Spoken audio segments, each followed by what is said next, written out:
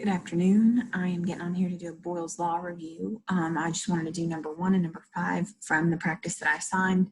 I'm going to try to do 1 or 2 problems from each one when I kind of go over it so that you're not turning in something without any certainty on whether or not you are on the right track. So first of all, Boyle's Law, we know P1V1 equals P2V2. Pressure and volume have inverse relationship. If you apply pressure, something occupies less space, right? More pressure, less volume. Less pressure, more volume. So it's an inverse relationship, okay? So we're gonna look at number 1. And if you have your handout, go ahead and grab that. And it's 1.2 liters of a gas at standard temperature and pressure is compressed to 1.073 liters. What is the new pressure? So we're using these variables again. I'll turn this a little bit. So I'm gonna try to identify my P1, V1, P2, V2. A lot of times when I do this kind of on my worksheet, on my answer key, I circle any number that they give me in a problem and I label it within that context. It allows me to save time from making a list, but sometimes it's a good habit to get into to make a list. So totally up to you. So the very first number that we're given is 1.20 liters. So that's going to be our V1, 1.20 liters, right? Of a gas at standard temperature and pressure. Now, temperature is not changing in this question. So although standard temperature for gases is 273 degrees Kelvin, doesn't really matter. It's extra information. But the standard temperature and pressure part is important here. So our P1 is standard pressure. Now, 1.00 atm is 1 unit on standard pressure. You could also use 760 millimeters mercury. You could use 101.3 kPa. Generally, you want to use whatever the other value for pressure is given. However, in this question, as you read on, you know you're not given a P2, you're given a V2. So the next value given is 1.073 liters, right? So since our P2 is what we're solving for, we get to choose what unit of pressure we're using here. So standard pressure means 1 atm when we're not sure of the other one. And all that means is it'll come out in atmospheres when we plug it into our formula, okay? So in question when we're looking for P2, so we're trying to isolate P2, so we'll divide both sides by V2. So our expression is P1 V1 over V2 equals P2. And then I plug these numbers into that equation, 1.00 atm, 1.20 liters, all over 1.073 liters. And of course, liters cancel and you get atm. So you're going to do 1 times 1.20 divided by 1.073, and you're going to end up with a number that you're going to round to 3 sig figs because 1.00, 1.20, those both have 3 significant figures. So it's going to be 1.12 atmospheres. If you went ahead and worked this in millimeters of mercury or another value, that's totally fine.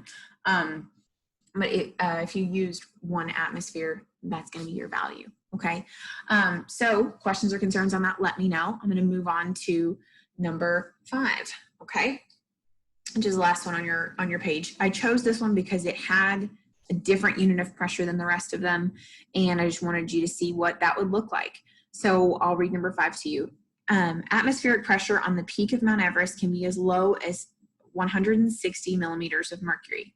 Just for context, 760 millimeters of mercury is standard pressure. So that is very, very, very little pressure.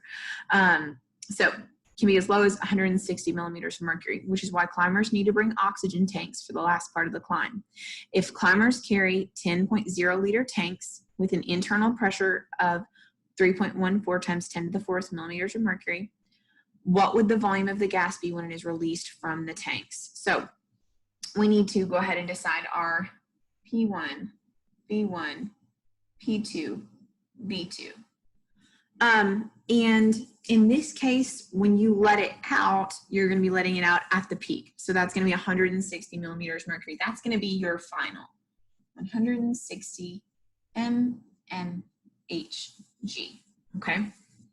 And then it says inside the tank, so before you release it, it occupies 10.0 liters of space, and it is held at 3.14 times 10 to the 4th millimeters mercury.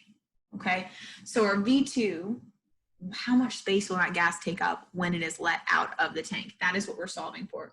We go back to our expression, we're solving for V2, so it'll be P1 V1 divided by P2.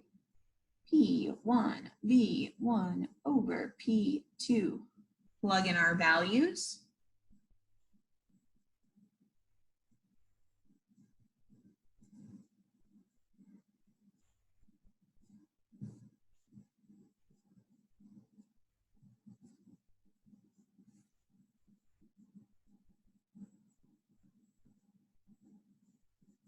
And of course, millimeters of mercury cancel here, and you're going to end up with liters. Something else that's important is plugging this into your calculator correctly. So whichever version of a calculator that you have, make sure that you're doing that. The best case scenario, if you were using like a TIE 85 or above, pop it in parentheses like I have here. Just a good thing to do. If you're using a simpler calculator, using that EE button can save you from order of operations issues. So you're going to multiply across here and then divide by 160. And you're going to get a number. I'm going to write down this number. It has too many sig figs, so we're going to have to evaluate. But it's going to be, I'm going to write it right here because I realize I'm down here. You can't see it. It would be 1962.5 liters, but that is 5 significant figures. So I want to chop it off between the 9 and the 6, right? I know I can keep the 1 and the 9, but the 6 rounds the 9 up, okay? So if I were to round that there, it would be 2,000. 2,000 only has 1 significant figure. So what happens when we need to add 1 significant figure? We pop it into scientific notation. I knew you were about to say that, okay? So we're gonna put that as 2.0 times 10 to the 1, 2, 3 times 10 to the 3rd liters. Okay, so there is your quick review on Boyle's Law. I hope you guys are having a great day. Look forward to sharing more video lessons with you next week. I believe it's, what law are we doing next week? Amundsen's Law? Okay, so we're going to be doing pressure and temperature, I believe. So I'm really excited, and I hope you guys are having a great day.